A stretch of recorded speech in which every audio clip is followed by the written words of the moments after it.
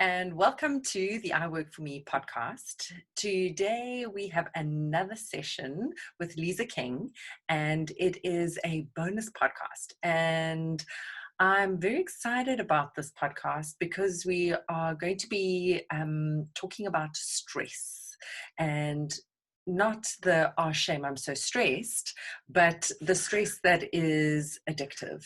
That thing of when the end of the year where you turn to this person on the left and they go, oh, so stressed, and then you turn to the other one over there and they're also so stressed, and everyone is so stressed, and so God forbid I must also be so stressed.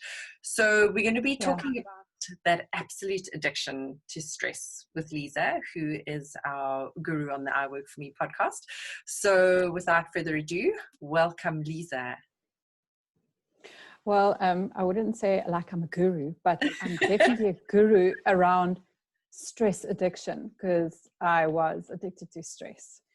And, I have worked through a number of processes to be able to feel normal and be normal and still revert to stress addiction when there's, a lot of stuff happening in my life. So, I can definitely tell you about how it feels, of what happens, what you need to do, etc. So, people often go like, can you be addicted to stress? Isn't stress just something that is, as a parent, naturally you should be stressed as a, if you're a full-time working mom, you will be stressed, etc. But quite often there is the need to be busy all the time.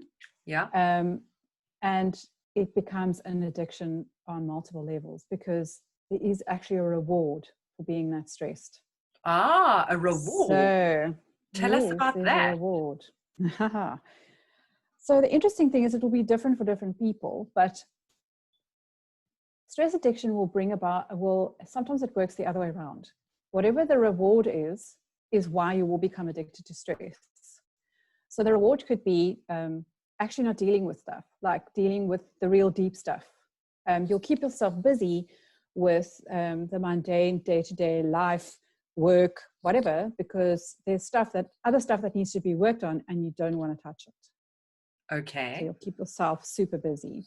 Yeah. Then there's the indulgence, like the reward for being stressed. So a lot of people will indulge after they've had a stressful day, and it can take any form. It can take the form of eating, drug use, drinking, smoking, sex, all kinds of things will be the reward for having had a stressful day. Okay. So stress puts you in a situation of, there's a high chemical component that happens in the body. Mm-hmm. And in order to reduce that, you will use various coping mechanisms to kind of alleviate that chemical component in the body, or the chemical component will speak to the reward. So for instance, stress can cause you to be really tired, and therefore you reach for the carbohydrate and sugar, and that gives an immediate high in the brain, and so you can carry on. Yeah. And you don't think it's a problem. And then the cycle continues over and over again, and you stay addicted to stress because there's this wonderful reward that you give yourself every now and again. Oh yeah, and I can totally relate to that. Oh, I've had a very stressful day. Can't be one glass of wine at dinner. It can maybe be two, So yeah, it's exactly that. Now, maybe we can just take a step back and say, can you kind of almost frame what does it mean to be addicted to stress? Okay, so you will find yourself powering through tasks, through saying yes to things that you shouldn't be saying yes to, having the belief that you work better under pressure. A lot of us have that. I need a deadline in order to feel good. Yeah. So, and then from the chemical standpoint, when you're stressed, you can get quite high on adrenaline as well. Yes. So it kind of provides a high, like boom, boom, boom. You're on the go, do, and it actually produces a feel-good hormone as well, because you're feeling empowered and validated because you're so busy. Yeah. Okay. And also, I always think like if you are busy and stressed, it means you must be quite important, right? And it means you have Correct. real value in the world. Everyone wants a piece of you. So Exactly. it speaks a lot to that external validation thing as well. Am I right? Exactly. Exactly. The thing that happens is, if this happens on a chronic basis, your health is affected. Right. So it doesn't just put your health at risk; it also puts your sort of professional and personal relationship at risk. And over time, the quality of your life diminishes. So it's Mm. kind of like a boiled frog. So you won't know you're boiling until you're boiling, Okay. until there's. But it becomes you're unable to eventually accomplish anything without stress. And that's quite a sad way to live your life. Yes. Yeah. Yeah. Okay, so needing that constant pressure in order to deliver. I'd almost like Mm. to say, so how would a small business owner or an entrepreneur know that they're addicted to stress? How could, like, what are some of the warning signals Okay. that they could maybe go, whoa, whoa, whoa? And absolutely, I mean, now in kind of COVID, economic crisis, global economy shutdown kind of thing, how does a small business owner who is probably stressed, how are they going to ward off against kind of burning out? Okay. So you can tell if you're addicted to stress by what your life looks like. Okay. So it will be a life that very rarely has any peace. You will find it very hard to do activities that you enjoy, or always feel the need to put your work over the activities that you enjoy. Um, you're very rarely calm and always feel a little bit frazzled. So with like, I can't talk to this person now because I actually have to do that thing. Um, you don't find it boring because there's always something going on. So you'll just say, oh, I'm never bored. My day brings me so much variety, but you actually have very little downtime and you're always racing from place to place. It feels like you practically live in your car because you're never getting any downtime. Relaxation isn't in your vocabulary. You might think about it every now and again, but you don't actually ever go and do it. Or it just could be that you have like a full load of pressure. And then there's drama and stress. There always seems like there's a professional or a personal fire to put out. You might be stretched too thin, like you're burning the candle at both ends. Life isn't bad, and you tell yourself that, but it's hectic. And you handle all the stresses that come your way, and you think you're empowered. But you're definitely on a downward spiral towards ill health and eventual adrenal burnout. Mm. And is that ill health, because I've chatted to people before who have suffered kind of like a breakdown, and is health one of the key indicators? So, things like poor Yeah. eating habits and, Yes. gaining weight or losing weight, sleep maybe as well could be another Correct. indicator possibly. Are there any others that kind of should be like warning signs, physical warning signs? Okay, yeah. So there, you've mentioned the stress, you've mentioned the sleep. You've mentioned the food, you've mentioned the sleep. Those are like Biggies. critical ones, because what will happen is you'll eat on the run. You'll actually grab a handful of whatever it is and eat while you climb into your car. So there will be no time for you to sit and relax and enjoy your food. So definite weight issues can come in.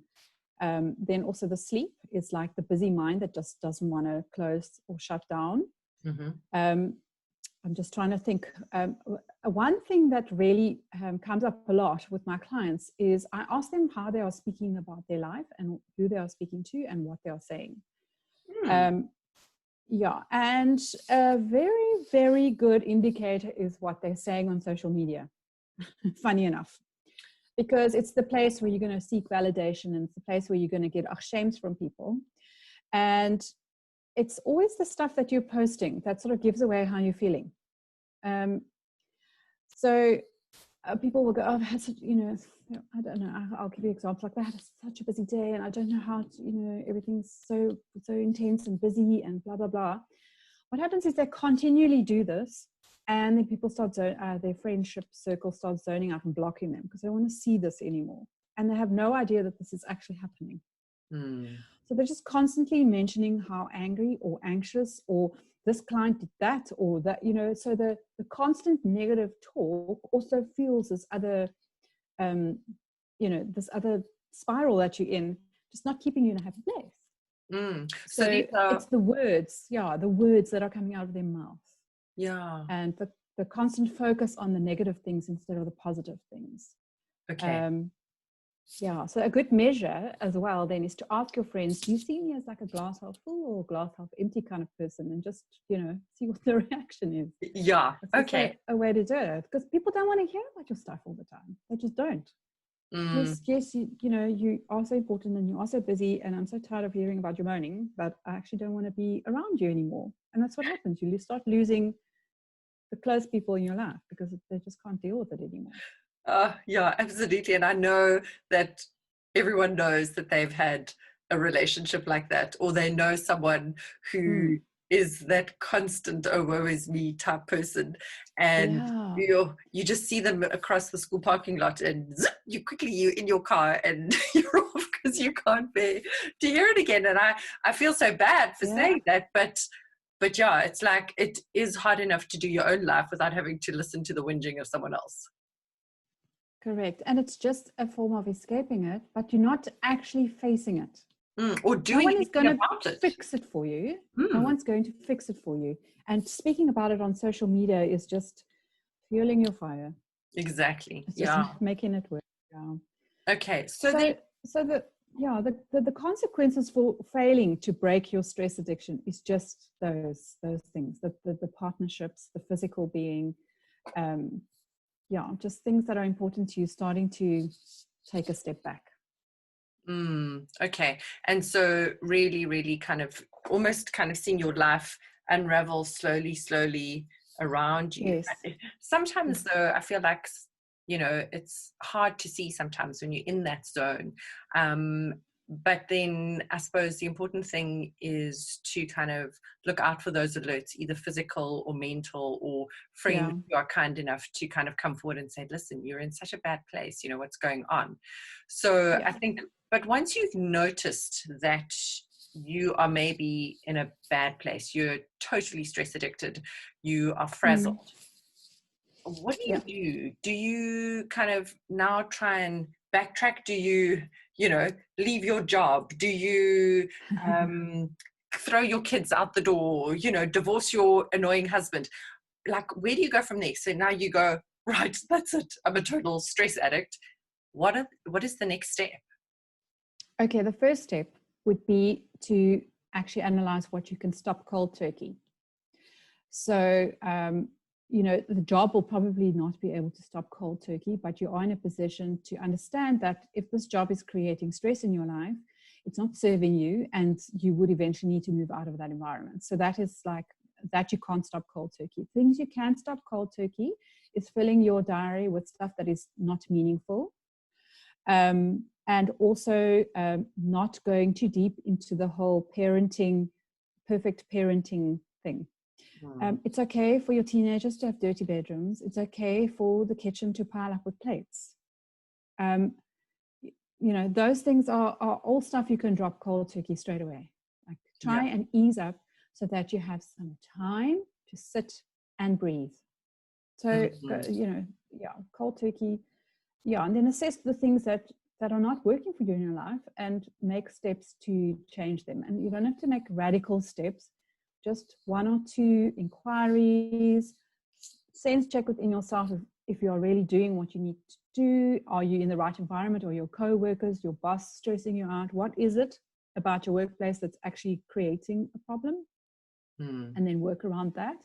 The thing is to acknowledge to yourself what the thing is that's really bugging you, and not moaning about it. Yeah. So that's exactly the thing. It's about not burdening family and friends with that. Sure, it's okay to maybe go, I'm a stress addict, I don't know how to fix myself. Do you have any advice? Can you help me talk about it? Or to seek, counseling, or maybe a business coach even. I don't know. Would that be an option? Very definitely an option. Yeah. They help you sort and categorize and box things, and just work on an action plan with accountability on a way forward. So for instance, in my practice, when I see somebody and they have a particular issue, we go, okay, well, what will your life look like if that issue is no longer there? And what steps can you now immediately take towards getting to that future imagined reality? And by when? So we do an action plan, very simple, very baby steps, but we organize their thoughts. And then we just go, okay, well, these are the things that needs to happen in the next 2 weeks or whatever it is. And then the coach holds them accountable to meeting those deadlines. And obviously it must be realistic. Mm. We go back to the SMART goals, the Yes. specific, say what it is, measurable, achievable, realistic, and then time-based. Yeah. Okay. So a coach is beneficial. Not everybody can afford a coach. Right. That's Okay. So you can't afford a coach. Yeah. What should you, how do you go about this process of unbundling almost? Yeah. Like I mentioned, the first thing is you've got to identify where your stress stems from. Is it your work? Is it your relationships? Is it money or the lack of it? Because that's also another huge one, is money and the fear of not having enough money. And that causes people to work extra hard because they feel they need to get that income. And then not having time, or the perception of not having time, is a big stressor as well. So analyzing how can you best use your time in the day so that you don't get to that whole, by the end of the day, you're on such a high because you're on such an adrenaline high because you've had to deal with so many different things. So just going, how am I best spending my time? Yeah. So if your schedule is packed from morning to night, you are going to feel stressed and you're not going to have enough time to eat and you're not going to have enough time to exercise. So it's a case of like deciding what your diary is going to look like and how much time are you going to just give yourself to rest and digest. We call it rest and digest. Yeah. Just to rest a little bit, think about what's just happened, digest anything that needs to be digested, and then move on. You don't have to be on that roll constantly. Yeah, that treadmill. Yeah. Yeah. And I mean, I've kind of, just in the interviews that I've done, I've kind of learned from a lot of different people in various different industries, from people who get up at 4 a.m. to work through stuff where they need quiet and to concentrate, to those who actually wake up in the morning or have a day where they meditate for half a day before they start their week. And so they have constructed a way to work that helps them to stay focused, yet feel healthy and content in their work. And also, enable their business to grow. So it is about creating your life that you want and being able to schedule it and stick to it. And I think there's also an element of maybe learning to say no and pushing things out.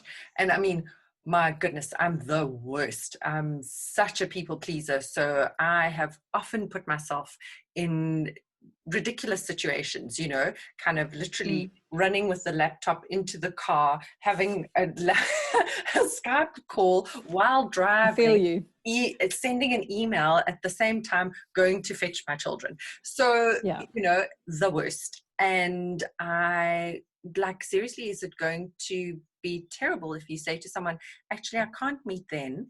Can we have the call an hour or two later? I'm sure it's not going to result in beautiful. So the words, I love these words. I'm sorry, I don't have capacity for that right now. It is so neutral that a person can't get angry about the fact that you can't assist them.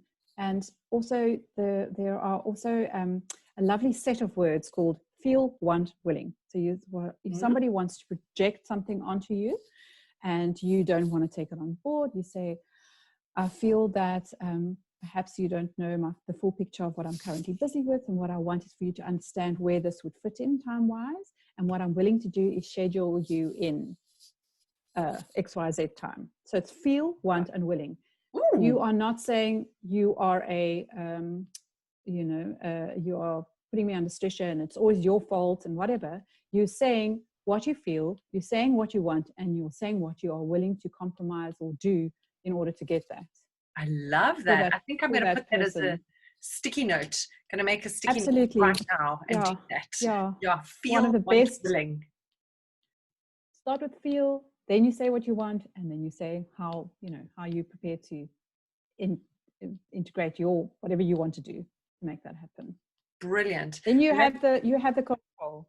Yeah, and you have that ability to create that space, as you were saying, to kind of create the space and build enough distance between you and that impending and looming stressful situation to kind of breathe and take a moment, and then you'll also be able to tackle that problem a lot more in a kind of a much more level-headed way when that time comes to deal with that situation.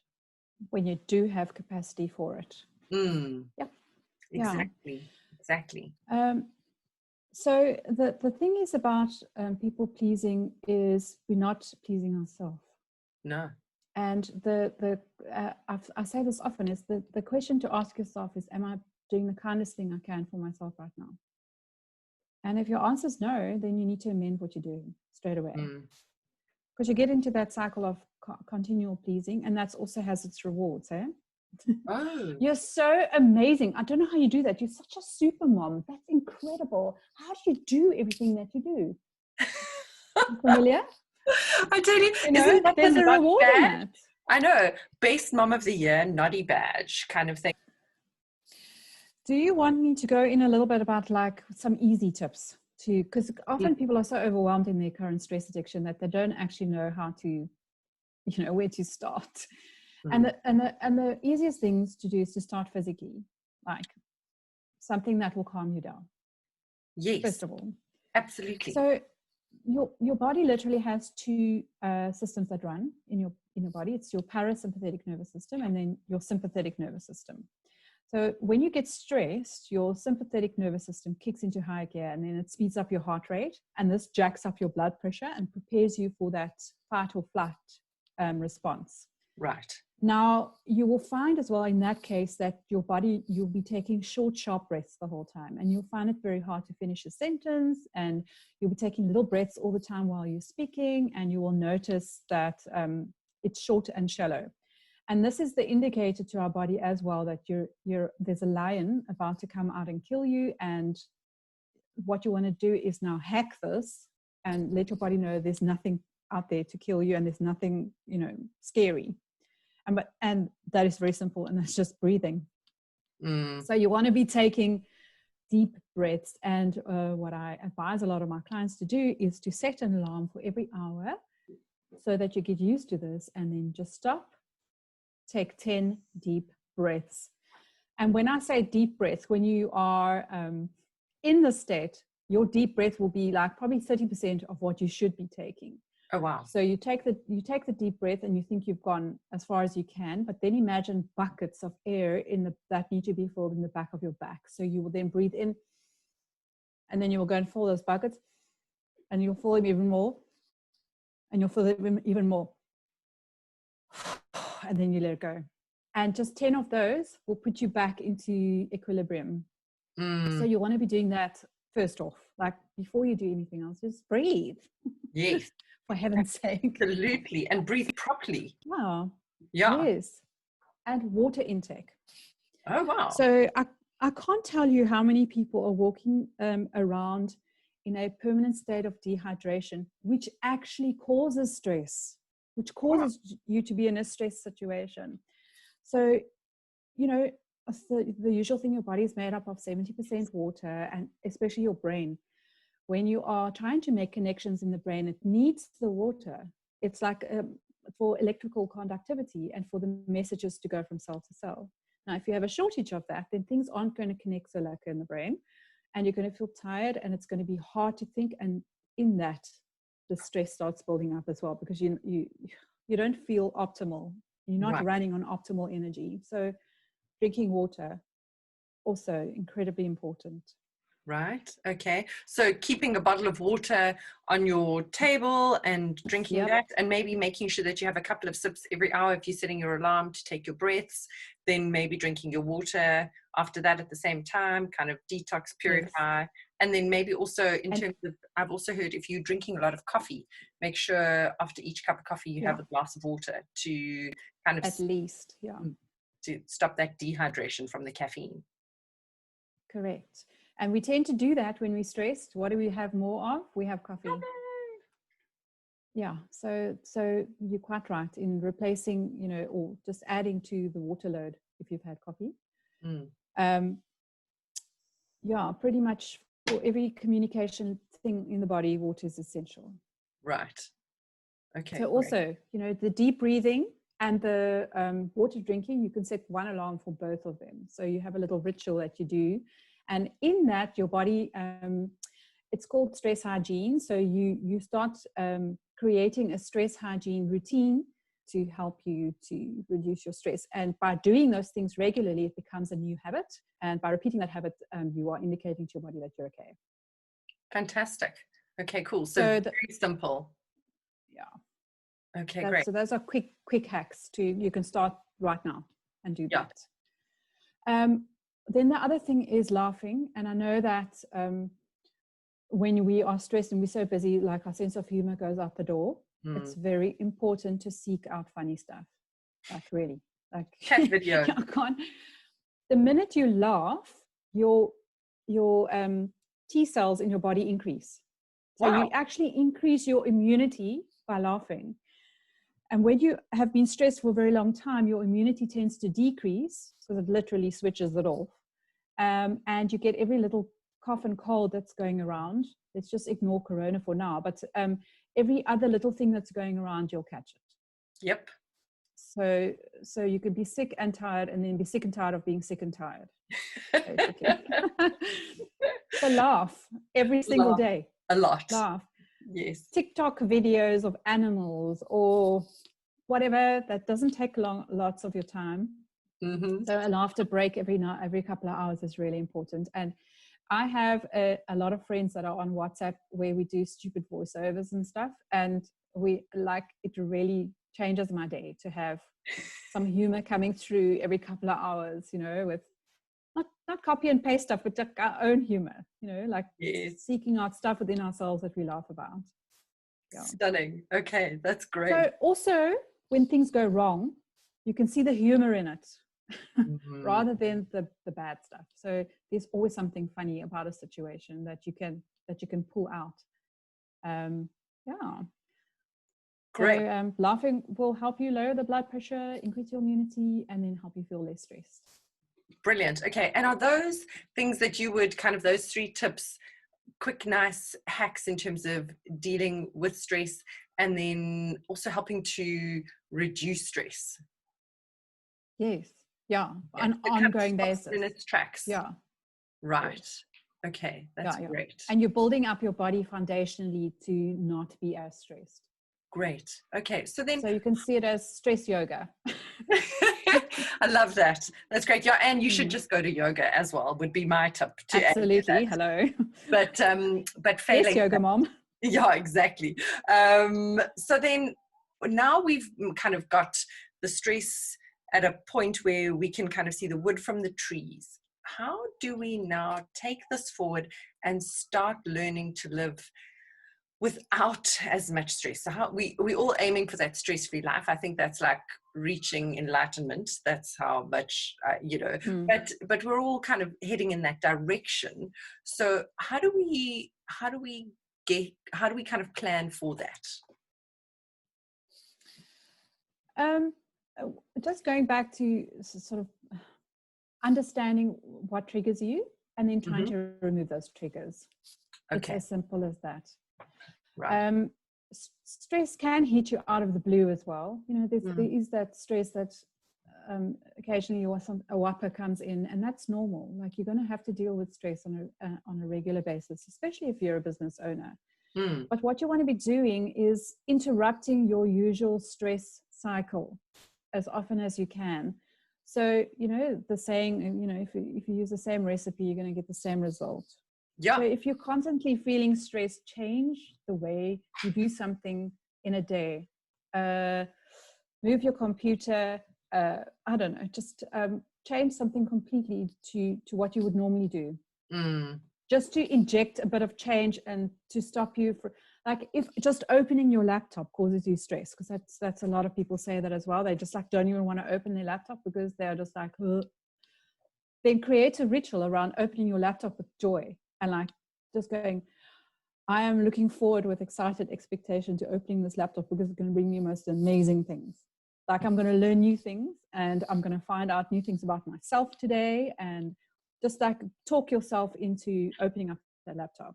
Right. That will be a different way of what you would normally do, because I used to have it like I would just stare at my laptop and go, I actually just do not want to open that right now. Right.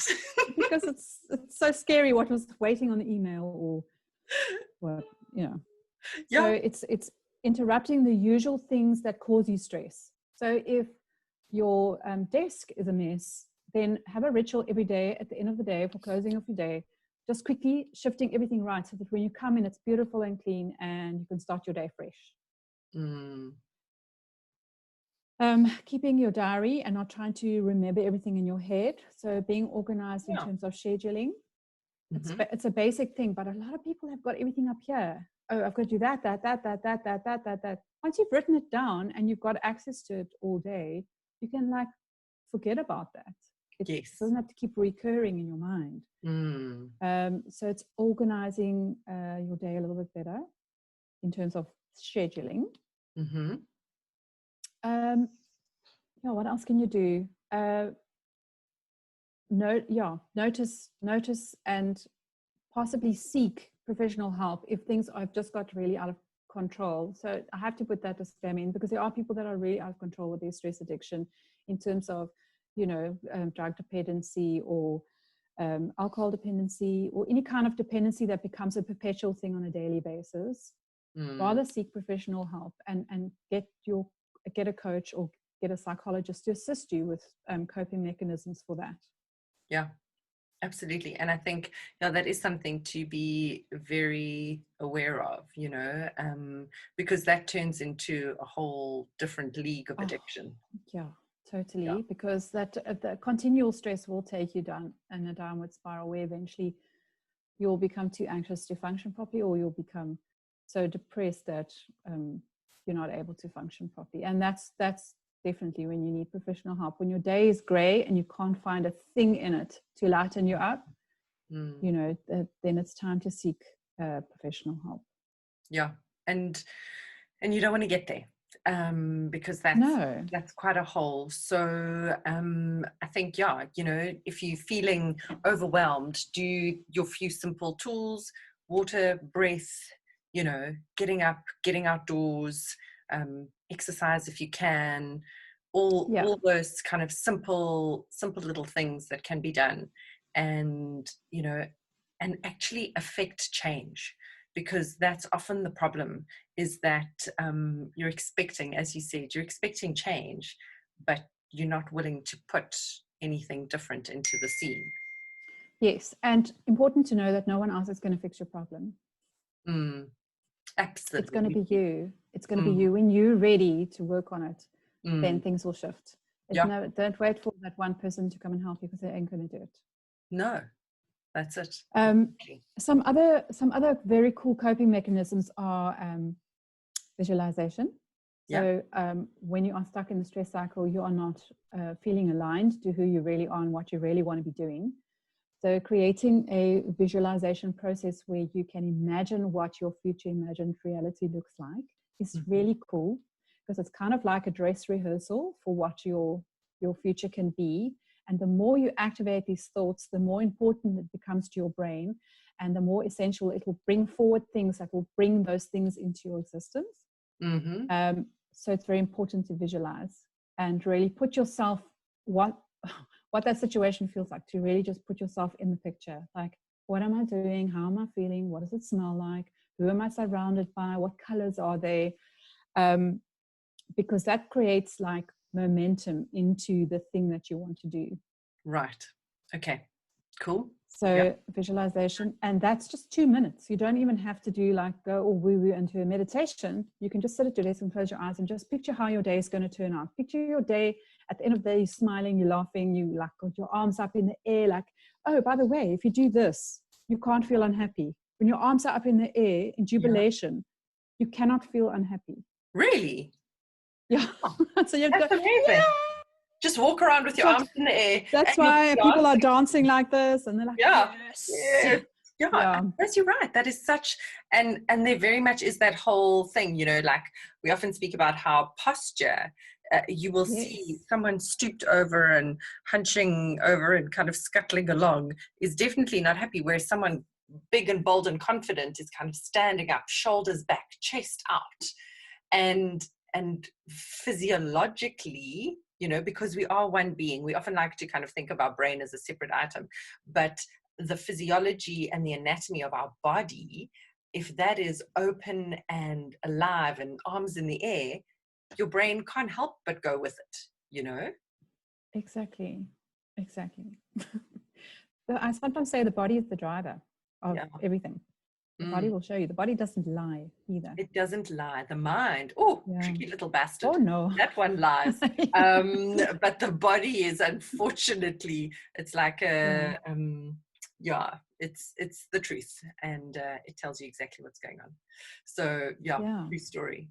Great. Okay, Liza. And then any kind of last tips for anyone who might be feeling, wow, but I can't even, am I stress addicted? Am I not? What do I do next? Any kind of last tips to warn them and to help them get back on track? Yeah, I think important to note that if you're having no fun in the day, that's a clear indicator that you are stressed. If you're feeling that you're always racing around and never have a chance just to sit for 5 minutes or feel comfortable just sitting for 5 minutes staring out a window, that is a sign that you are creating stress addiction for yourself. Because if you can't sit and stare out a window and you have these constant thoughts coming into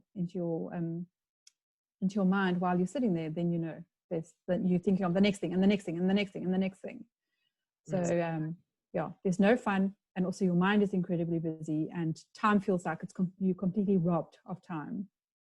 Those are like 3 really good indicators that something's going on. Right. Okay. So if you are feeling that, then please make sure you check in with yourself and maybe follow some of Lisa's tips to try and kind of slow your body down, slow your mind down. I believe in writing. I'm a massive list fan, so that helps me. And really, please check in with yourself. These are crazy times, and I do believe that it is quite scary, but look after yourself, because otherwise there ain't going to be nothing left anywhere. So with that, especially as a mommy, you need to be there for everybody else, so be good about that. Especially. Thanks, Melina. Thank you, Liza. It's been amazing having you, and I know we'll have you back. I'm feeling a money and time podcast coming, so definitely we'll have to look at that. But thank you for today, and I'm sure this will help a lot of people. Thanks so much. Thank you.